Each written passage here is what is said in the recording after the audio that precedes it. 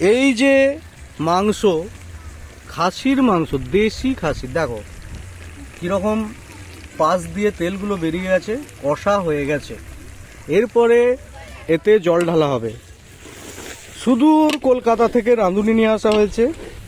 উনি সকাল থেকে খেটে খেটে মরে যাচ্ছেন, মাংস কেনা থেকে ছোটা থেকে। নিজের স্বভাব বিরুদ্ধভাবে ভোরবেলা উঠেছেন, উঠিয়া উনি রন্ধনে মনোযোগ দিয়েছেন। মনে হচ্ছে তো দেখে যে দারুণ হবে ব্যাপারটা। এখানে মহেন্দ্র কাকা চলে এসছে, উনি বসে আছেন। ওখানে স্যার, বাবুন স্যার চুল বাগাতে একটু ব্যস্ত আছেন। Sir Edward Arnab sir, mathematician. William Arnab. এখানে কচি কাঁচাগুলো এসছে। ওখানে অর্ণব স্যারের মেয়ে, সাদিল্লাদের একটি মেয়ে, পাট আরেকটু হলেই মুচকে যেত।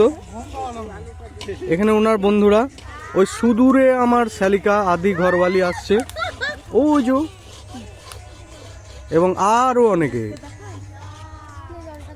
এইখানে আমার ছেলে যাচ্ছে, কুমড়ো নিয়ে ব্যস্ত। উনি মুখটি আড়াল করেছেন লজ্জায়। এইখানে মা আলু পোস্ত প্রস্তুতিতে ব্যস্ত। ওইখানে দূরে ঝিলিক আর মল্লিকা ব্যস্ত ছবি তোলাতে। মেজ কাকু রোদ পুইয়ে এসছে, আবার এখানেও রোদ পোয়াচ্ছে।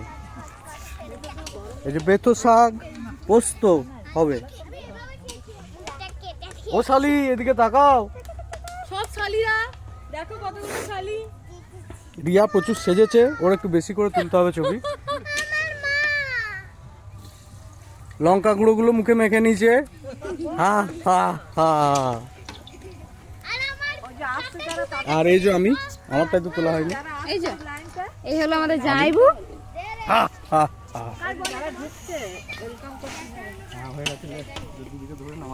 এটা কার? এটা দাও।